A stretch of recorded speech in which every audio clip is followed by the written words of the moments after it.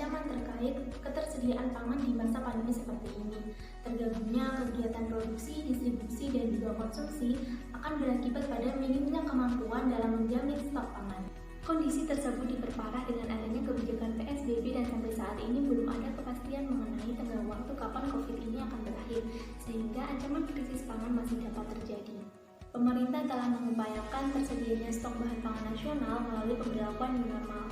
Sebagai sektor strategis, sektor pertanian dan pangan difokuskan untuk memenuhi kebutuhan pangan guna menjamin ketersediaan pangan dan pemulihan ekonomi. Bahan pengawet pangan alami merupakan salah satu upaya mengoptimalkan sumber daya lokal dalam rangka mewujudkan ketersediaan pangan di era new normal. Teh hijau varian Asamika merupakan hasil pertanian Indonesia yang kaya akan antioksidan dan juga antimikrobial. Flavonoid utama yang terkandung di dalam teh hijau adalah katekin yang berfungsi di dalam aktivitas antibakteri, sehingga memungkinkan teh hijau dapat dijadikan bahan pengawet pangan alami. Di satu sisi, guna penanganan dan pencegahan COVID-19 dibutuhkan daya imunitas yang kuat. Dalam hal ini, peran sayuran yang kaya akan vitamin C dan vitamin E seperti sayur pakcoy sangat penting dikonsumsi untuk menjaga kesehatan. Sayur pakcoy sendiri saat ini telah banyak dibudidayakan dan mengalami kenaikan permintaan karena keperluan rumah tangga maupun industri. Berdasarkan latar belakang dan sumber daya yang telah dipaparkan, kami memberi judul karya tulis ilmiah ini adalah Ekstraksi fraksi etanol daun teh Camellia sinensis varian Asamika sebagai bahan pengawet pangan alami sayuran pakcoy untuk menjaga ketersediaan pangan di era new normal. Untuk selanjutnya yaitu metode penelitian. Jadi, dalam praktikum yang kami lakukan, metode penelitian yang digunakan yaitu dengan cara ekstraksi daun teh. Ekstraksi ini menggunakan maserasi yang kemudian dievaporasi. Sebelum memulai praktikum, kita harus menyiapkan alat dan bahan. Alat dan bahan yang disediakan antara lain corong pisah, timbangan, gelas ukur, pipet, dan elemenyer. Untuk bahan yang disediakan yaitu daun teh, etanol, N-hexa, aquades, kertas saring, aluminium foil, dan pakcoy. Praktikum yang kita lakukan terdiri atas 3 tahap. Tahap yang pertama yaitu pengeringan daun teh sebanyak 3 kg tanpa adanya sinar matahari secara langsung. Kemudian daun teh yang sudah kering digiling menggunakan mesin penggiling sehingga menghasilkan serbuk daun teh. Serbuk daun teh kemudian dimasukkan ke dalam elemenyer dan dicampur etanol 96% sebanyak 742,25 ml dan diaduk secara merata. Kemudian campuran serbuk daun teh dan etanol diaduk setiap jamnya selama 9 jam. Setelah itu, larutan tersebut disaring menggunakan kertas saring guna memisahkan antara cairan dengan ampasnya. Penyaringan menghasilkan 340 ml. Kemudian didiamkan selama 7 hari hingga larutan akhir sebanyak 220 ml.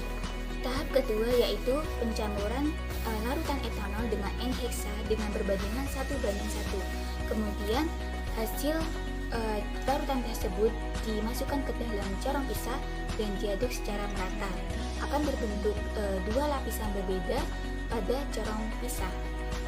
Fenolik padat yang dihasilkan yaitu sebanyak 0,75 gram. Kemudian fenolik tersebut dilarutkan dengan air dengan konsentrasi 50% dan 100%. Langkah selanjutnya yaitu pengaplikasian dengan cara disemprotkan pada pakcoy dengan 3 sampel. Setiap sampel terdiri dari 2 pakcoy dengan konsentrasi masing-masing 0%, 50%, dan 100%. Selanjutnya yakni hasil dan pembahasan.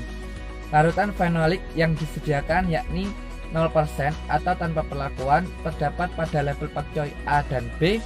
Konsentrasi 50% terdapat pada level pakcoy C dan D, sedangkan konsentrasi 100% terdapat pada level pakcoy E dan F. Pengaplikasian dilakukan dengan penyemprotan secara merata pada setiap sayur pakcoy. Proses pengamatan dilakukan selama 4 hari dengan indikator pengamatan meliputi perubahan susu bobot, warna, dan tekstur pakcoy. Hasil pengamatan terhadap berat pakcoy menunjukkan bahwa penyusutan terbanyak terjadi pada pakcoy level A atau tanpa perlakuan, yakni sebesar 111% dengan penurunan berat sebanyak 10 gram dari bobot awal. Sedangkan penyusutan paling sedikit terdapat pada pakcoy label B, yakni penyusutan sebanyak 2% dengan penurunan bobot sebanyak 2 gram. Selanjutnya yakni pengamatan kondisi dan warna daun pakcoy.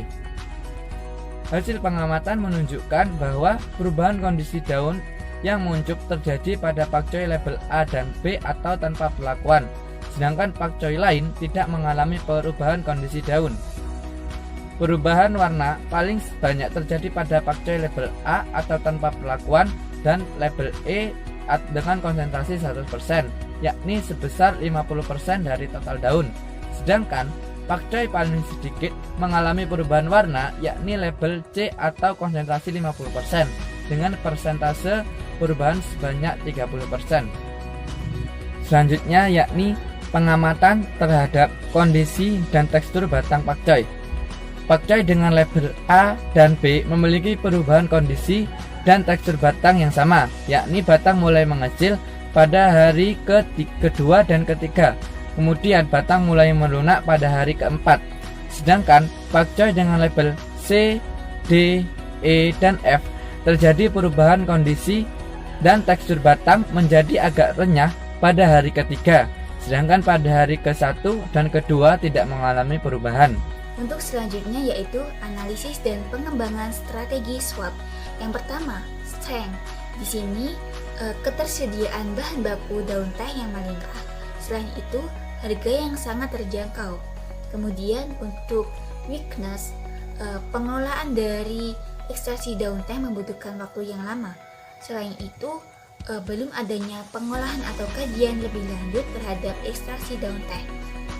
Untuk opportunities, di sini dengan adanya ekstraksi daun teh, kita bisa menambah variasi dari produk daun teh.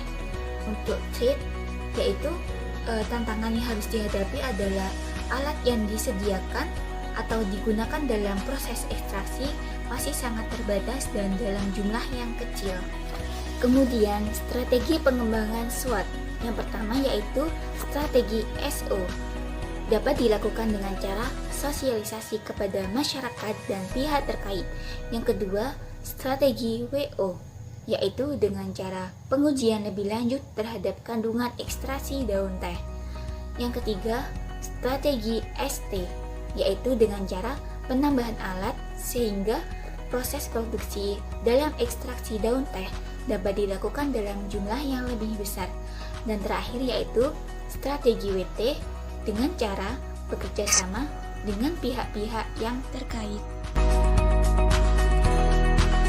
Perubahan yang paling signifikan adalah pada perubahan warna pakcoy yang semula hijau menjadi menguning. Berdasarkan hasil penelitian didapat bahwa ketahanan pakcoy yang paling baik adalah pakcoy yang diberi label C, D, dan F. Penyemprotan ekstraksi fraksi etanol yang paling baik adalah dengan konsentrasi 50%. Artinya, ekstraksi fraksi etanol memiliki pengaruh terhadap daya tahan pakcoy. Berdasarkan penelitian yang dilakukan sejak hari pertama hingga hari keempat, perubahan pakcoy meliputi perubahan bentuk, warna maupun tekstur. Demikianlah hasil presentasi dan pemaparan dari karya tulis kami.